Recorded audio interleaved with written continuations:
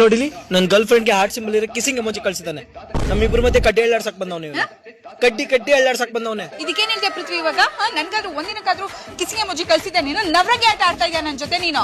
ಯಾವಳು ಕಳ್ಸ್ಕೊಂಡು ಅವ್ನ girl friend heart symbol ಕಳ್ಸಿದ್ಲು. ಹೌದಾ? ಅದಂಗ heart ಬೇಡ ಅಂತ ಥೂ ಅಂತ ಉಗ್ದಿರೋದ್ ನಾನು. ಬೇಕಾದ್ರೆ ನೋಡಿ ಎಮೋಜಿನ ಥೂ ಅಂತ ಉಗ್ದಿರೋದ್ ನಾನು.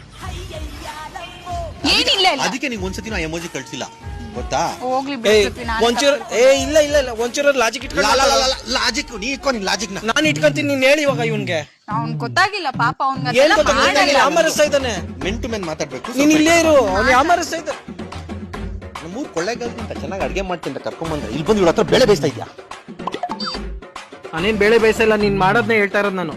ನಿನ್ ಗರ್ಲ್ ಫ್ರೆಂಡ್ ನ ಕೇಳು ಬಿಗ್ ಡ್ಯಾಡಿ ಯಾರು ಅಂತ ಹೇಳ್ತಾನೆ. ಹಂಗಂದ್ರೆ ಕೇಳು ಹೇಳ್ತಾಳೆ ಬಿಗ್ ಡ್ಯಾಡಿ ಯಾರು ಅಂತ. ಏನ್ ಬಿಗ್ ಡ್ಯಾಡಿ?